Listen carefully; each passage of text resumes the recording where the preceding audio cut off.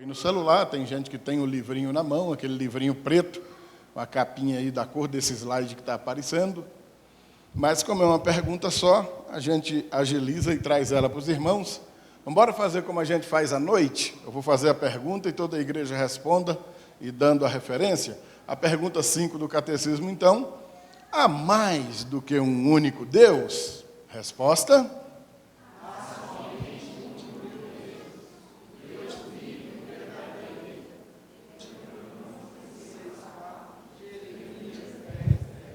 amém. Glória a Deus. Foram pouquíssimas referências acerca da justificativa dessa afirmação. Muito poucos. Deuteronômio 6,4, Jeremias 10,10, e inclusive Deuteronômio 6,4, super resumido. Vamos aos textos para a gente ver o que eles dizem. Deuteronômio 6,4, como eu disse, bem reduzido. Escute o famoso Shema Israel. O pessoal bom de hebraico aí deve ter decorado, parece que nas primeiras aulas de hebraico todo mundo aprende a pronunciar esse versículo, Shema. Ouve, Israel, escuta, Israel, o Senhor, nosso Deus, é o único Senhor. Lá nos dias de Jeremias, a nação já cresceu bastante, já está bem influenciada por outras culturas, e a gente vai ver já porque a necessidade de ir mais fundo na lembrança desse detalhe. Mas, nós vamos ver isso daqui a pouco, o Senhor é o verdadeiro Deus, Ele é o Deus vivo e o Rei eterno. A terra treme diante do seu furor e as nações não podem suportar a sua indignação. Bom, amados, se quiser baixar um pouquinho o microfone até pode, porque acho que estão acostumados com o pessoal que encosta muito o microfone na boca, eu evito. Mas para não ensurdecer o povo, tá bom? Tá legal aí? A gente podia ir embora só com a leitura desses 2 versículos e com a declaração da própria confissão. O Senhor é o único Deus, não tem outro, Deus é único. Tá bom, parou por aí, não tem muita coisa para colocar depois disso. Mas cabe uma outra pergunta e uma advertência. Por que o Senhor, principalmente no livro de Deuteronômio, momentos antes e depois daquela peregrinação toda no deserto, o povo então entrar na famosa terra prometida, o Senhor vai advertir mais uma vez o povo com relação a essa questão. Olha, o nosso Deus é único. Ele não tem nem nome e sobrenome, embora haja nomes de Deus relacionados às atribuições, aos atributos dele. A gente se lembra lá quando Moisés pergunta para Deus, lá no momento da sarça ardendo: quando eu chegar lá no Egito, com tanto Deus que tem lá, como é que eu apresento o Senhor então para Faraó e para o povo? Foi o Deus tal que mandou tirar a gente daqui, tirar Israel daqui do Egito? E a resposta de Deus é muito simples, acerca do seu próprio nome: eu sou o que sou. Eu sou, apenas eu sou. Isso para o judeu fica eternizado, quando Jesus assim se identifica: eu sou. As pessoas pegam em pedras para atirar em Jesus, porque sabem o que Jesus está dizendo. Ou seja, Jesus está literalmente dizendo para eles: eu sou Deus. O tempo passa, chega nos dias de hoje, século 21, e a gente tem uma cultura ainda mais diversificada e a necessidade de estar tratando ainda dessa questão e entrando fundo nela novamente. Se no Egito havia uma porção de deuses, se na terra de Canaã, onde o povo ia passar a morar, também tinha Deus que não se acabava mais, agora chega um povo, Israel, que tem um Deus só. E é advertido no sentido de que, olha, não creiam nos deuses deles, não sigam os deuses deles, não sirvam esses deuses, porque, na verdade, esses outros deuses nem deuses são. O nosso Deus, como diz o texto de Jeremias 10, é o verdadeiro Deus. Qualquer outro Deus, ou pretensão de Deus, ou apresentação de qualquer coisa que seja Deus, automaticamente é falsa. Amém, amados? Estamos acompanhando até aí, legal? Não é uma introdução confortável de se fazer, por mais simples que pareça ser, carece muito jogo de cintura para poder esclarecer isso para os irmãos, para a gente chegar onde precisamos chegar já já. Caprichando um pouco mais nessas informações, quem quiser abrir a Bíblia e acompanhar pelo próprio texto, não tem problema, mas a gente tem aqui, acerca do primeiro texto, o de Deuteronômio 6,4, uma justificativa um pouco mais profunda. Nessa apresentação de Deus, perguntem se algum povo ouviu a voz de algum Deus falando do meio do fogo. Como vocês ouviram, e nem morreram, continuaram vivos, quando Deus falou a todo Israel lá no Monte Sinai.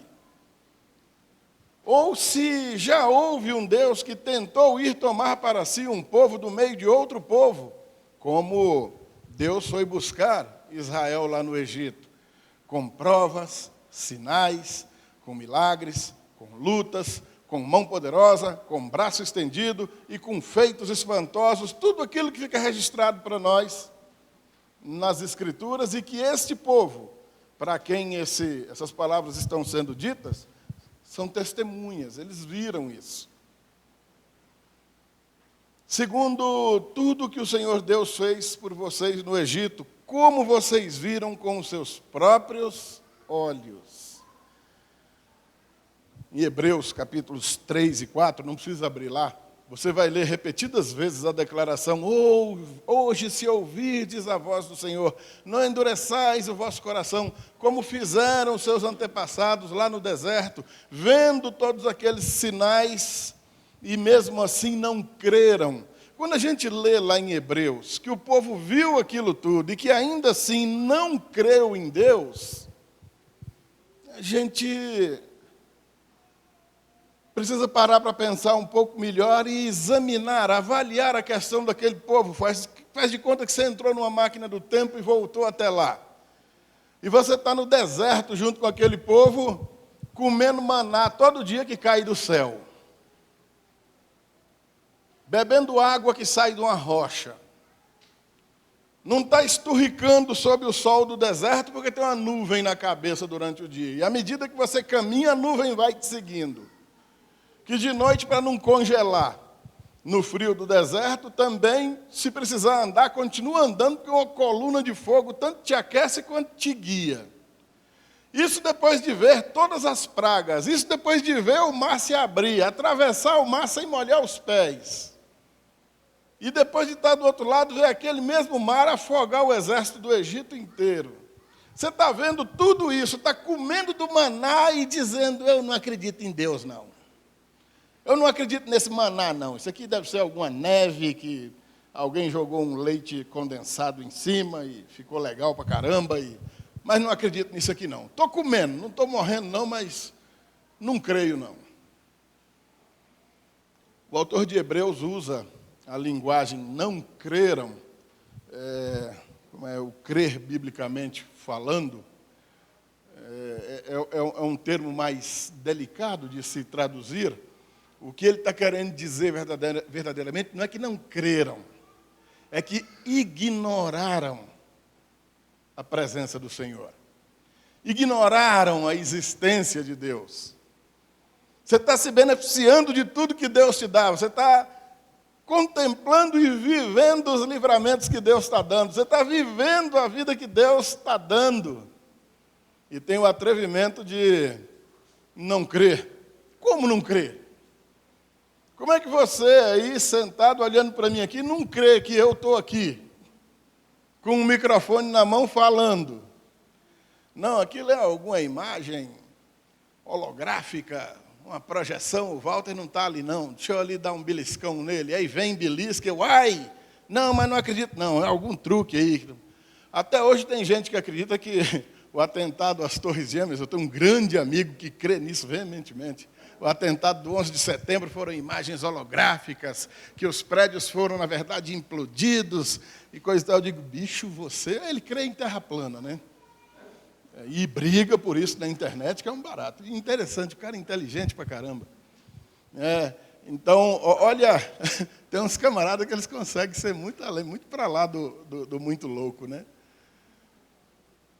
Mas nesse trato para com Deus, vai muito mais além do que crer nesses recursos tecnológicos que realmente pode criar uma imagem holográfica de um pregador aqui em cima do púlpito pregando para vocês, mas logo você vai descobrir que não é verdadeiro, que realmente é uma imagem holográfica, e isso tem como comprovar, mas não é disso que a gente está falando agora, né, nesse momento. Ignorar a presença de Deus, ignorar a existência de Deus, é não crer nele ou desprezar a sua existência. O temor do Senhor é o princípio da sabedoria. Mas os tolos ignoram. Temer a Deus é saber que Ele existe, saber dos seus atributos, Ele se faz presente em qualquer lugar, Ele vê, ouve e conhece todas as coisas, e Ele age, Ele toca em todos os lugares, Ele é conhecedor de todas as coisas.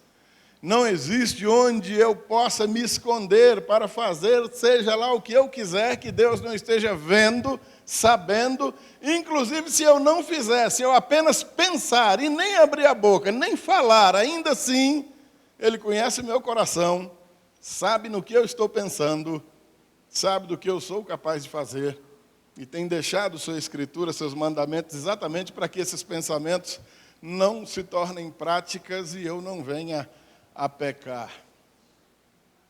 Aquele que não teme a Deus, ainda que dizendo que crê nele, pratica seus pecados, imaginando que está muito bem escondidinho, ninguém está vendo, né? Ninguém viu. Oh, que beleza! Ninguém viu. Viu sim. Ele viu.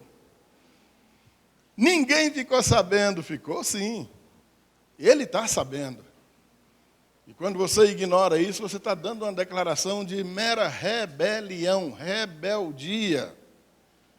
E nós vamos falar acerca desse conhecer e obedecer, ou obedecer e conhecer. São coisas bem diferentes. O último versículo, que esse bloco que a gente botou aí, o 35, tudo isso que Deus fez foi para mostrar a vocês, para que soubessem que o Senhor é Deus. Nenhum outro há além dele. O povo passaria, o contexto aqui, o povo passaria a morar numa terra que cultuava muitos deuses. Era Deus demais. Os deuses dos cananeus, dos amorreus, dos jebuseus, girgazeus, tantos eus. Um Deus para cada coisa. Ou um Deus para todas as coisas, conforme séculos mais adiante vai ter na mitologia grega. Mas Israel tinha um Deus só. E precisava conhecer profundamente esse Deus. Amém, amados? Está todo mundo aí? Daqui a pouco, vamos pensando aí bem. Essa aula tem que ser bem participativa. Nós vamos fazer as perguntas daqui a pouco. E vocês vão me ajudar.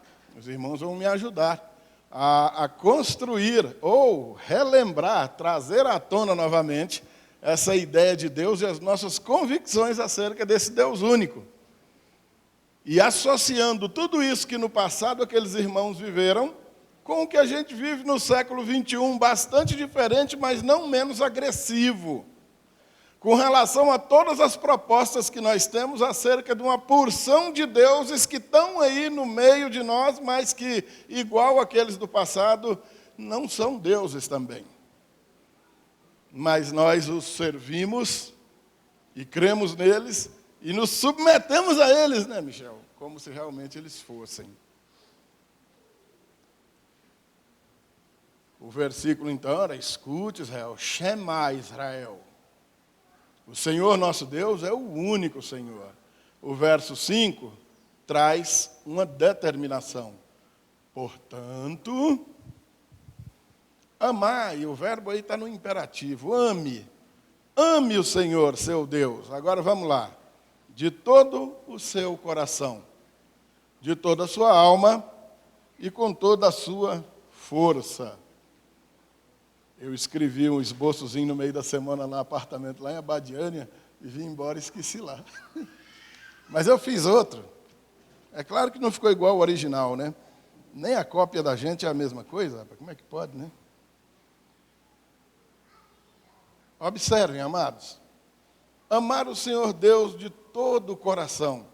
Entendendo o coração como a fonte das paixões, do amar verdadeiramente. O que se coloca no coração não é como o que se coloca na mente. É algo que vem e fixa na gente, de modo que separar alma e coração, biblicamente, é tão complicado, muito difícil. Lá no Novo Testamento, a linguagem muda um pouco. Amarás o Senhor teu Deus de toda a tua alma, o entendimento e toda a tua força, trazendo uma ideia um pouco mais profunda do que foi dito aqui no Antigo Testamento, mas ame de todo o coração, é paixão verdadeira, e vai muito além de paixão, porque nos nossos dias a palavra paixão também está bem estragada. Paixão sugere qualquer coisa momentânea, explosiva, irresponsável e que leva as pessoas a cometerem loucura. Por que você fez isso? Paixão, eu me apaixonei. E não é o mesmo que amor, mas esse amar de coração, amor de mãe para com filho, de pai para com filho. Quando a gente fala de mãe, de pai, a gente está falando de pai e mãe normais. Porque também temos pais e mães que não sabem nem por que foram, ou se realmente o são. Mas estamos falando dentro da normalidade. Ame de todo o coração. É algo muito profundo. Quem ama verdadeiramente de coração não arruma espaço para amar outra coisa junto com aquilo que já se ama. O amor de um marido por sua esposa, o amor de uma esposa por seu marido. E mais uma vez eu estou falando de marido normal, de esposa normal. Onde para aquele homem, naquele coração, não cabe outra mulher. Para aquela mulher, não cabe outro homem. Enquanto pais e mães, é claro que no nosso coração cabe quantos filhos Deus mandar. Mas para o marido não, é só aquela mulher. Para a mulher não, é só aquele homem. Assim, o amor por Deus. Não cabem outros deuses, não tem espaço para outros deuses. Todo o coração é preenchido com amor total e exclusivo àquele Deus, e somente a Ele, ninguém mais. Amém, amados? Amém? Amém? Vamos pentecostalizar essa aula. De toda a sua alma, a alma vai muito mais além da carne, muito além do físico. Algo verdadeiramente entranhado em você. E é interessante como é fácil a gente ilustrar essas coisas, de modo que na sociedade a gente compreende isso com facilidade tão grande. Mas quando a gente leva isso para a espiritualidade, às vezes tem dificuldade de apresentar para vocês. Por exemplo, meu irmão Celção, e o Antônio ali também. Tem mais uns aí, coitados. Eles torcem pelo Vasco. São apaixonados pelo Vasco. O Vasco entrou na alma deles. Porque mesmo em meio a tanto sofrimento, veja se eles abandonam o Vasco.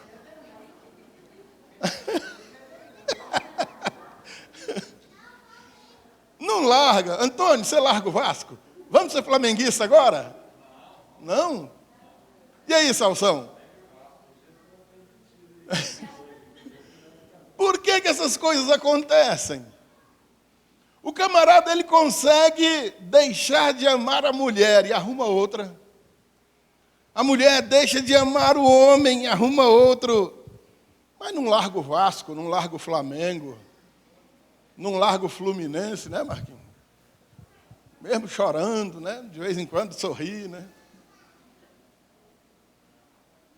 E é estranho que mesmo abrindo a boca, e nós vamos falar da boca já, de toda a sua força, fisicamente mesmo, você pergunta para a pessoa e ela abre a boca e diz: eu creio em Deus, eu amo Deus, eu confio em Deus, eu sirvo a Deus.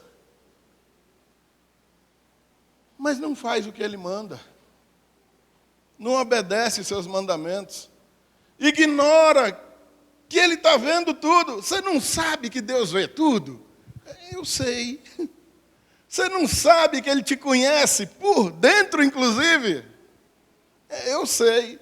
E mesmo assim você está fazendo essa loucura, sabendo que Ele está vendo? Faltou amar com todas as suas forças. Jeremias, capítulo 17, versículos 5, 6 e 7. Não está aqui não, só lembrei dele. Jeremias diz que maldito é o homem que confia no homem, que faz da carne, do físico, né, o seu braço, ou seja, a sua força, que ele será como uma flor no meio do deserto, de maneira que o bem virá e ele não vai nem perceber. O socorro chegou, a providência está ao alcance das vistas. Mas ele nem consegue perceber, ele não consegue nem ver. Na verdade, ele não consegue ver nem o bem nem o mal. Solitário, senhor de si mesmo. E ele encerra no verso 7 dizendo que bendito é aquele que confia no Senhor, aquele que espera no Senhor. Confiar em si próprio, na sua própria força, antes de confiar na providência de Deus, é loucura. Maldito o homem que confia em si mesmo, na sua própria força, antes de esperar no Senhor. Enganoso é o coração do homem, nós somos falíveis e nós sabemos disso. Estamos aqui agora e não sabemos onde estaremos amanhã, semana que vem, mês que vem. Temos planos, temos projetos e quando a coisa prospera, a gente diz: eu sou o cara. Quando o negócio não dá muito bem, foi culpa do pastor André, me atrapalhou, me deu uma ideia ruim aí. Coloca a culpa em terceiros, mas nunca nele mesmo, porque é um idólatra. Não tem uma imagenzinha para adorar, não cultua outros deuses, assim, por assim dizer, mas tem a si mesmo como um Deus, e não o Senhor. Então, a determinação que segue o versículo 4 é simplesmente poderosa, extraordinária. Ame o Senhor teu Deus de todo o teu coração. Não cabe Deus nenhum aí. Não cabe nem você mesmo aí. De toda a tua alma. É um amor que não se arranca mais. Assim como o vascaíno, que não vai deixar de ser vascaíno, mesmo apanhando tanto. O cara não vai largar Deus, não dá para crer em outro Deus, como quem diga: passei um sufoco, Deus não me socorreu, vou procurar outro Deus. Não vou mais crer em Deus. É de toda a alma. Quem crê de toda a alma sabe que a providência dele é perfeita, que o plano dele é perfeito, muito além do meu. E que se a coisa não aconteceu do jeitinho que eu imaginava, é porque aquele jeito que eu imaginava não era o jeito que Deus queria. Quem crê em Deus, de todo o coração, de toda a alma e de toda a força, precisa saber que Ele é soberano, que não há absolutamente nada no universo onde nossos olhos possam ver e onde não pode ver, em locais que inclusive nós nunca conheceremos, mas Deus está agindo lá. É preciso saber que, soberano como Ele é, tudo está acontecendo, tudo está ocorrendo de acordo com o seu domínio. As aberrações mais aterrorizantes desse mundo não estão acontecendo alheias aos olhos de Deus. Por mais que a gente olhe, meu Deus, que tragédia, que catástrofe. Olha o que esse monstro fez com essa criancinha. Onde é que estava Deus que não viu isso e não fez nada? Essas são declarações típicas de pessoas que não fazem a menor ideia de quem seja Deus.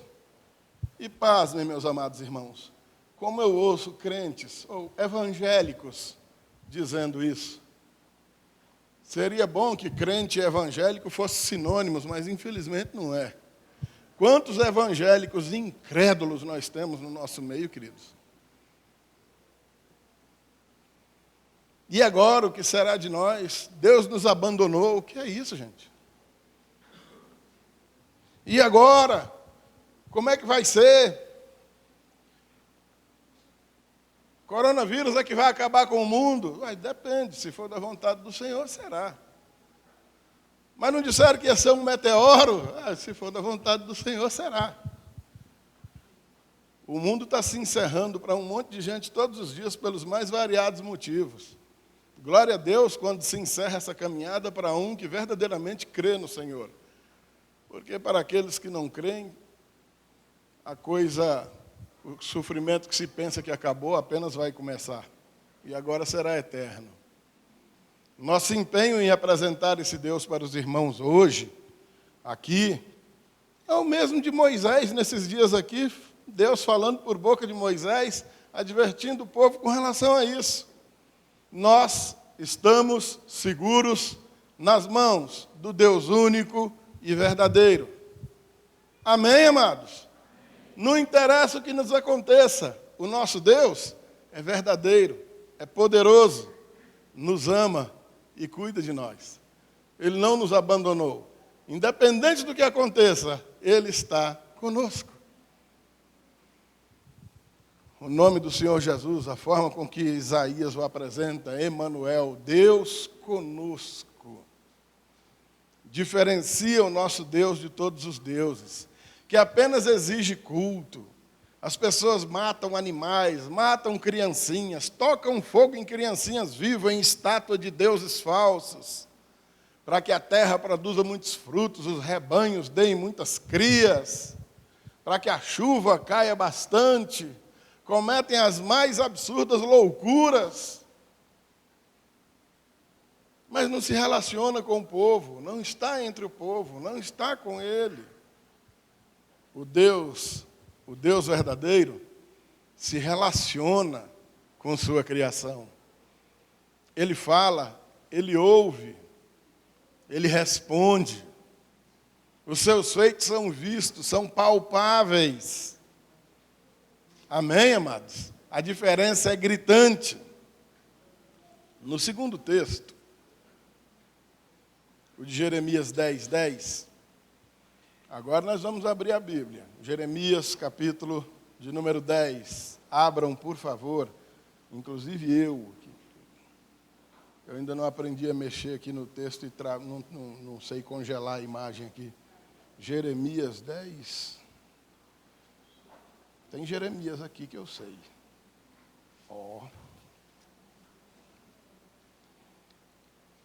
Vamos acompanhar esse texto aí para ver por que Jeremias faz essa apresentação do Senhor. Tem alguém de voz de trovão aí para ler o texto para nós? Os versos do 1 até o 9. É possível? Quem pode ler? Tá, tem que ter microfone. Então deixa, eu mesmo leio. Tá bom. Pensei que eu ia economizar minha goela. Vamos lá, diz assim o texto. Ouvi a palavra que o Senhor vos fala, a vós outros, ó casa de Israel.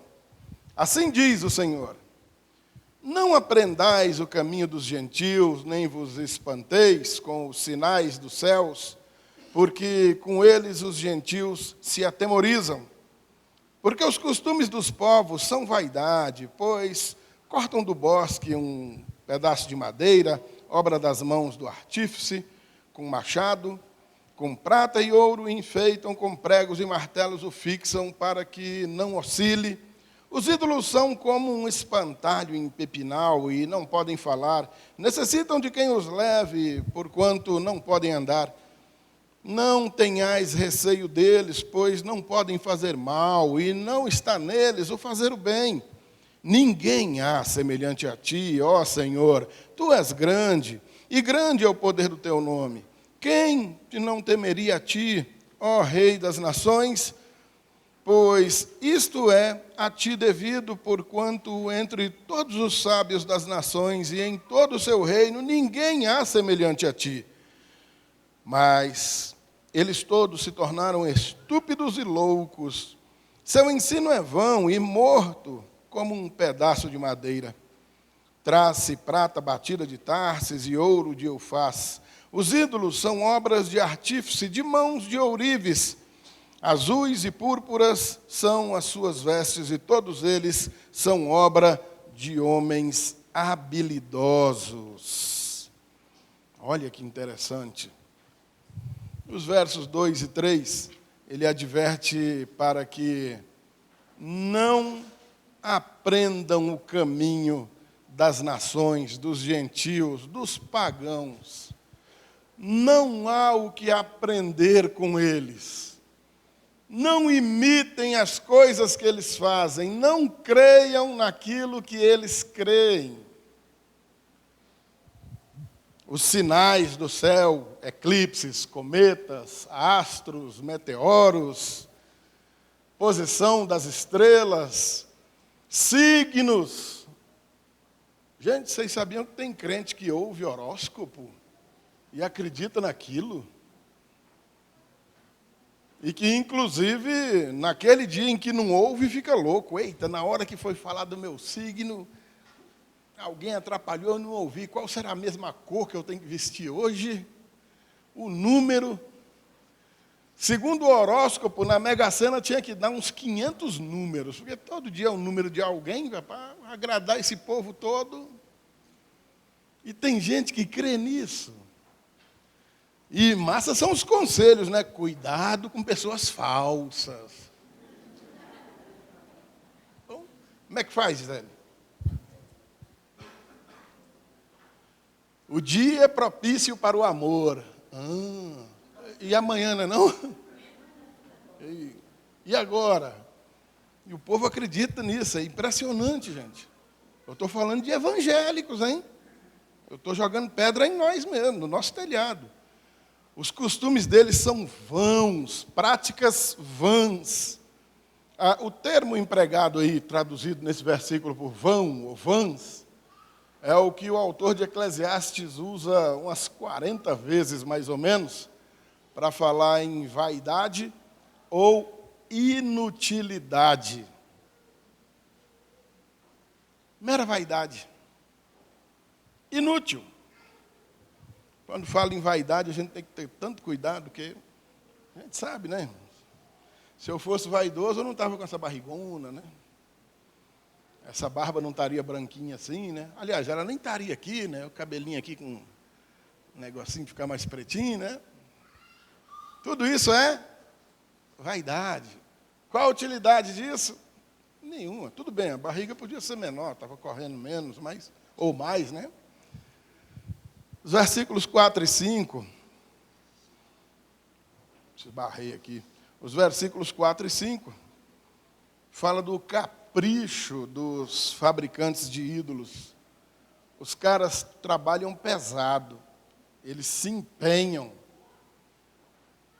eles gastam, cobrir um pedaço de madeira, de prata, de ouro, madeira especial, não é qualquer madeira.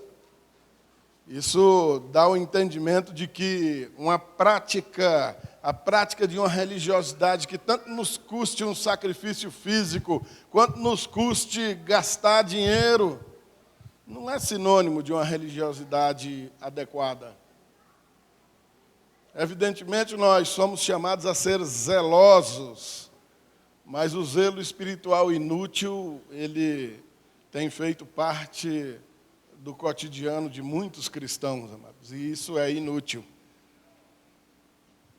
Característica desses ídolos são como um espantalho no pipinal, como uma coluna no meio do nada, sem utilidade nenhuma. Nos versos 6 e 7 ele faz uma exaltação do Senhor, e no verso 8 ele vamos dizer assim, ele é politicamente incorreto. Para os nossos dias, imagina. Jeremias tinha que ser processado, mas todos eles se tornaram estúpidos e loucos. Seu ensino é vão e morto como um pedaço de madeira. Se a gente pregasse aqui chamando alguém de estúpido, logo, logo, pelo menos o Facebook já derrubava a nossa live, né? E outras coisas, então, nem se fale. Todos são obras de homens habilidosos. São os caras bons que se empenham por prover os recursos, os meios de se praticar uma religiosidade inútil. O gasto é grande. Eu lembro de outras festividades que nós fazíamos no passado. Nós celebrávamos Festa dos Tabernáculos, por exemplo. Negócio muito legal, 3 dias, e o pessoal levando ofertas e participando daquilo tudo. As irmãzinhas ensaiavam lá umas músicas de Israel, umas danças. Ninguém nunca viu ninguém dançando aquilo, mas eles calculavam que era daquele jeito. Os irmãos do louvor ensaiavam lá umas músicas cantadas em hebraico, e aquilo começava e terminava, e a gente crescia na fé e no conhecimento de Deus, assim, mais ou menos nada, nem 1 milímetro. Gastava um dinheirão. Uma vez eu trouxe um carneirinho lá da fazenda do meu pai para ter um carneiro lá, os menininhos brincando com o carneiro, botando capim na boca do carneirinho. E olha, tinha carneiro lá na festa dos tabernáculos. Aí alguém chegou, teu pai tem fazenda, né? Lá tem carneiro, dá para você trazer um. Aí eu trouxe. E a gente fica se lembrando hoje, o carneiro podia pelo menos estar morto, a gente assava o bichinho lá, era muito mais legal, não era? Mas tem uns malucos aí matando cabra no púlpito da igreja aqui. Tem vídeo aí no YouTube, quem tem sangue de barata para assistir aquilo, assista. Diz o cara que está fazendo um sacrifício. E mulher e criança correndo, gritando da igreja, e o animal lá cortando o pescoço da cabra, a bichinha berrando, uma coisa horrível. Os caras se empenham, não é de hoje, há grande empenho, esforço, gasto de dinheiro para fazer aí um culto muito legal, para agradar o povo e para apresentar a Deus nada. Porque estão falando acerca de um Deus que eles mesmos ainda não conhecem. Aí entra o versículo 10 do Jeremias 10. Mas, porém, diferente de todas essas propostas de deuses, o Senhor é verdadeiro Deus. Ele sim é Deus. Ele é o Deus vivo e o Rei eterno. Amém, amados? Aquele que não muda nunca. A terra treme diante de seu furor e as nações não podem suportar a sua indignação. Amados, para exemplificar isso aí, a gente fica irado aí com o chinês que soltou um vírus aí pelo mundo e ninguém pode falar disso não, porque você não tem prova. Se fabricaram o vírus, não sei. Se ele nasceu acidentalmente, não sei. Se foi naturalmente, não sei, eu não sou profissional da área. Mas uma coisa eu sei, Deus está falando ao mundo. Eu continuo sendo Deus. Eu nunca deixei de ser Deus. Quem imaginava que em pleno século XXI, com a tecnologia que a gente tem, com o avanço da medicina, das ciências como a gente tem, depois de viver o que já vivemos em séculos passados, que hoje, com tudo isso que a gente tem na mão, o mundo ainda sucumbiria a uma porcariazinha de um vírus. Sabe por que isso acontece? Porque a mão do soberano está sobre tudo isso. E tudo isso está acontecendo pela vontade dele. Nós agimos humanamente para nos defender da maneira que está ao nosso alcance. Mas aquilo que a igreja mais tem que fazer, talvez seja o que nós mais temos negligenciado, né? Orar, clamar pela misericórdia do Senhor, compartilhar com as pessoas que nós amamos, e inclusive com outros que nós nem conhecemos, o nosso conhecimento desse Deus maravilhoso, e colocar esperança no coração de um povo assombrado. A igreja precisa estar fazendo isso, apresentando ao mundo esse Deus único e verdadeiro no qual nós cremos e sabemos quem Ele é e vivemos conforme Ele determina. Quando eu falo de coronavírus, eu estou falando apenas de uma das ações do Senhor nesse mundão, que por mais absurdo que pareça, sabemos que está acontecendo porque Ele assim está determinando. Ele é quem governa os corações dos reis, dos poderosos, generais, presidentes, em um lugar para bem de um povo, em outros para o mal de outro ou de outros povos, mas o Senhor reina, Ele governa, Ele é soberano, nunca deixou de ser, nem vai deixar. Amém, amados? Que lições nós tiramos dessa pergunta e de seus textos que nós lemos até aqui, relacionados para os dias atuais? Amém? Nesse momento eu gostaria que, se alguém tivesse alguma participação, contribuição ou pergunta para fazer, manda brasa. Opa! Por favor, vamos lá. Celção está aí no stand-by. Um de cada vez, não precisa brigar. Ó, pastor André? Ah, não, já tem. Eita, lá vem bomba.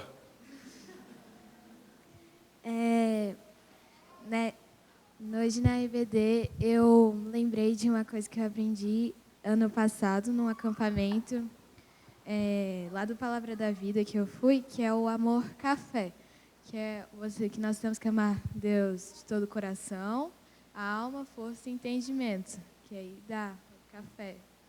Ou seja, hoje eu vi que nós realmente temos que exercer esse amor em toda a nossa vida, em tudo que a gente for fazer. Amém. Isso foi o que você entendeu? Meu Deus, que maravilha. Deus abençoe. Pastor André. Eu não sei de onde virá a pedrada maior. Ah, não, mas...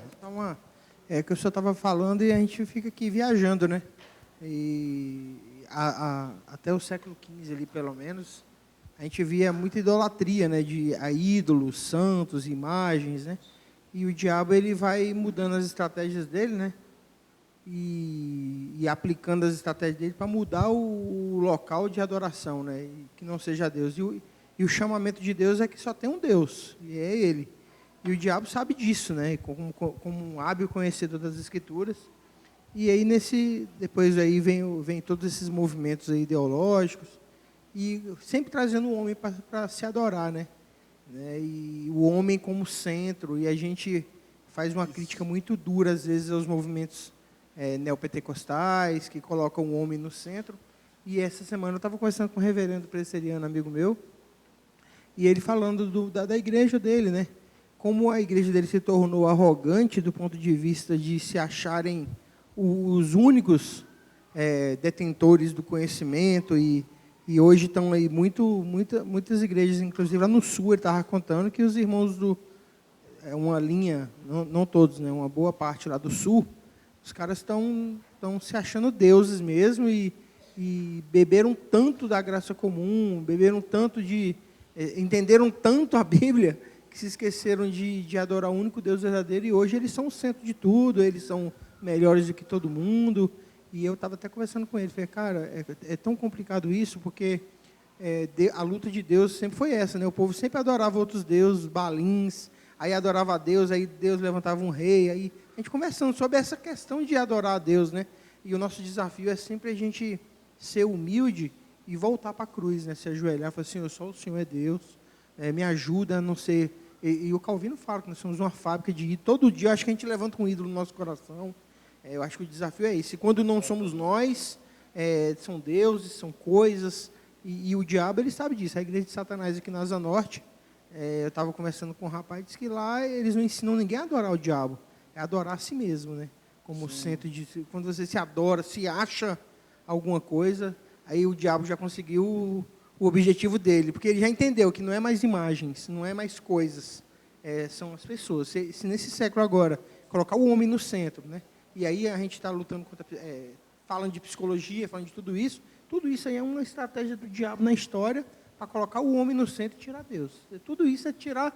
E hoje a imagem acabou, não tem mais isso. Agora é o homem no centro mesmo.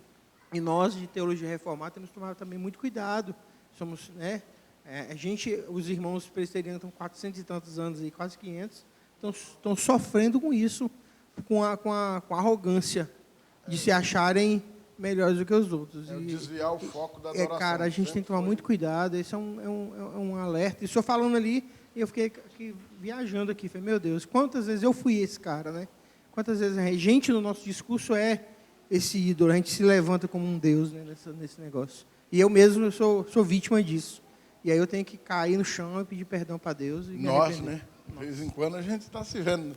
Um grande engodo em que a gente caiu, e eu falo de nós evangélicos, foi construir a ideia de que a única forma, a única prática de idolatria era o de prestar culto a alguma imagem de escultura, né?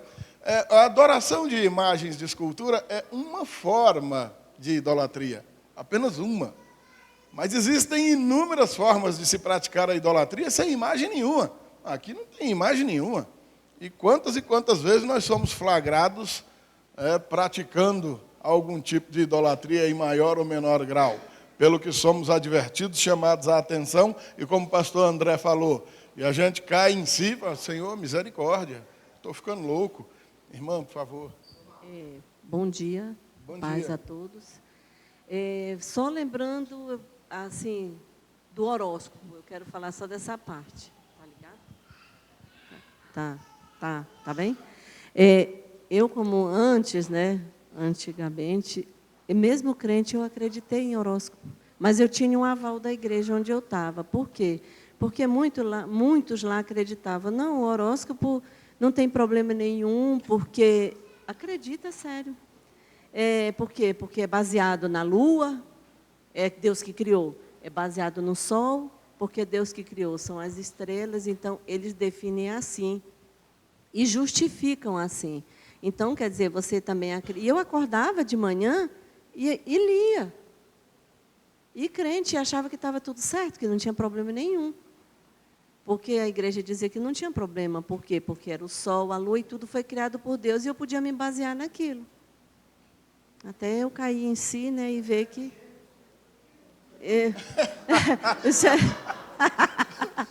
Eu sou de touro. Forte. Pois é.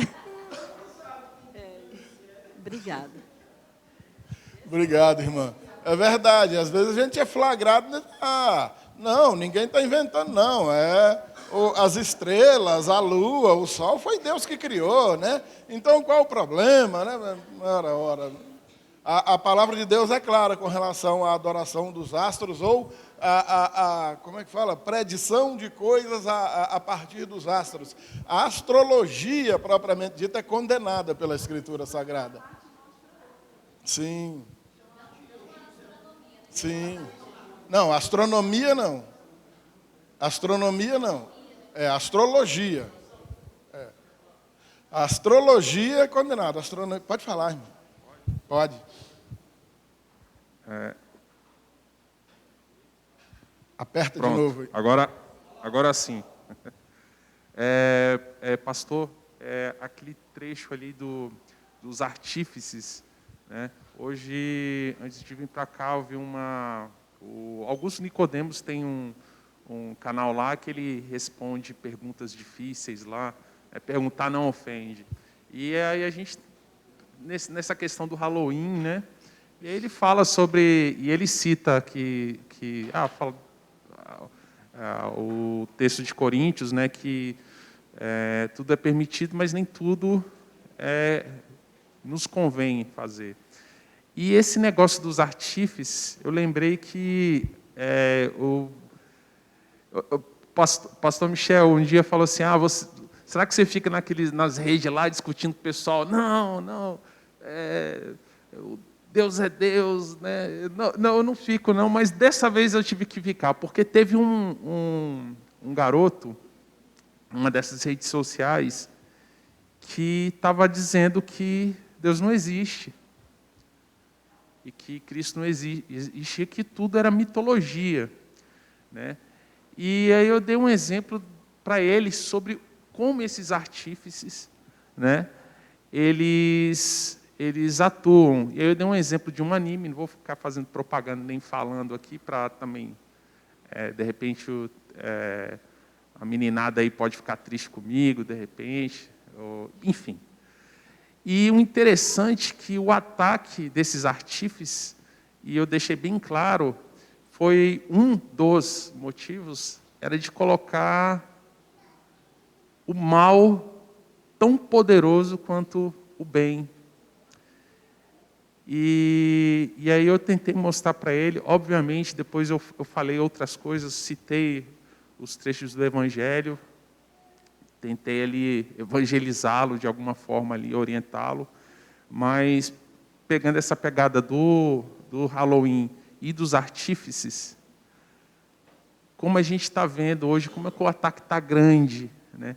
Como a gente está vivendo num mundo, principalmente as crianças estão sendo atacadas, e está se implantando essa ideia de que não existe Deus, justamente pelos essa quantidade de artífices que o mundo tem, e é bom a gente estar vigiando. Ela age por duas frentes. Numa primeira, é transformar esse mal em mais poderoso do que o bem, ou em apresentar de uma forma inofensiva, inocente. Sim, exatamente. Os dois extremos. Muito poderoso, não, é um bichinho de nada. Ou até mais poderoso, né? Exatamente. E bastante tolerante. Tolera tudo, tudo está bom, vale tudo, todo mundo é bem-vindo. Gisele, você quer? Amém. Vamos lá, irmão. Temos 4 minutos para encerrar. Vamos aproveitá-los. Tá saindo aqui? Tá saindo? Então, porque eu queria falar muito com essa Encosta mais, chega mais perto. Do Halloween, né? Que as crianças estão vindo, e como tem muita criança aqui ouvindo, e a questão dos signos também. Uma vez uma aluna chegou para mim, né, na minha turma, uma menina de 9 anos, ela falou, professora, o meu signo é tal. Aí eu fui e falei para ela assim, não, o meu é dinossauro. Aí ela falou, professora, mas dinossauro não existe. Eu falei, pois é. Então, tem que colocar realmente a criança para pensar. A questão do Halloween, por exemplo, na escola eu não posso falar de Deus, eu sou recriminada, tem a questão do Estado laico, mas por que dentro da escola eu posso falar de Halloween? Né? As crianças elas aprendem pela forma lúdica. Então, é certo a criança ver uma pessoa com a faca enfiada na cabeça, vestida de bruxa, com roupa sangrando. Então, assim, será que eles não veem? A cultura e a lei, elas são instrumentos, sim, espirituais. E as pessoas fingem que não, então elas relativam muito isso. Então, existem pessoas que se dizem que são crentes e elas deixam as crianças irem fantasiadas para a escola, como se Deus não estivesse vendo, como se, Deus não vai ligar para isso, porque é apenas uma brincadeira de criança, né, travessuras e brincadeiras que eles falam, né, a questão dos doces. Então, isso tem que ser conversado, isso não é correto, e as próprias crianças que devem divulgar isso para as outras crianças na linguagem delas, e falar que não é certo. Então, elas têm que aprender isso também. Então, é isso que eu queria falar, negócio de abóbora, transformar a bruxa, isso não existe não, viu, criança? Isso é coisa do mal. Vocês têm que entender que eles vêm disfarçados em forma de brincadeira, mas é para atingir o seu coração. Então, o seu coração tem que estar limpo dessas coisas ruins. A gente não coloca coisas ruins dentro do nosso coração. Então, era isso que eu queria falar. E a Laís também, ela queria falar aqui, porque ela estava falando para mim aqui, que ela estava lendo aqui um salmo, e o salmo tem a ver com o que estava falando aqui da soberania de Deus. Fala aí, Laís. Ô, Laís, estou com saudade de você, Laís. O salmo que eu estava lendo é o Salmo 96. Ele me explicou bastante sobre a presença de Deus, que a gente tem que tirar um tempo da gente para falar com Deus, orar, louvar ao Senhor. E, isso me deixou muito feliz. Cada vez eu vou fazendo isso mais, eu sempre oro a Deus para me fazer coisas boas. E eu sou muito grata por tudo que eu tenho. Meu Deus. Ô, Laís, vovô te ama, viu? Ela ainda lembra do vovô? Lembra? Tá bom. Eu ainda pareço com o vovô de verdade dela? Amém? Vamos. Falar bem sucinto, bom dia. Essa questão sobre a aula de hoje, em conhecer Deus, né? Saber eu sou o que sou. E me fez, igual o pastor André falou, você vai falando aí, a gente vai pensando daqui. E acredito que as coisas relacionadas aos dias atuais vem muito de você não conhecer a Deus. Por você não conhecer a Deus, você diz que o ama, mas não o obedece. E também você faz um emaranhado de coisas e coloca num balaio só. Você mistura soberania de Deus, permissão de Deus e vontade de Deus. Tudo isso num balaio só, porque você acredita que Deus pode ter pacto com o pecado. Ah, mas você mistura que a vontade dele, boa, perfeita e agradável, pode ser um pecado. Não. Deus sempre é bom. Sempre é bom. Se ele permite uma coisa, a vontade dele é outra. A vontade de Deus é que você sempre cresça e seja transformado. E o pecado não tem relação com isso. Isso é coisa humana. Vão vir tempestades, lutas, dificuldades, vírus. Isso não é a vontade em si de Deus. É a permissão dele para julgamento, muitas vezes, do homem, né? Então, o que falta para nós não cair em engodos como Halloween, desobediência, amar a Deus, é realmente conhecer a Deus através das Escrituras. Era somente isso mesmo. Muito bom, irmão. Obrigado. Como reformados, só para reforçar esse ponto, vamos encerrar, tá, amados? O horário bateu. Nós cremos em soberania de Deus, Deus soberano. Por mais que algumas coisas pareçam absurdas para nós, a gente, Deus não pode estar num negócio desse, né?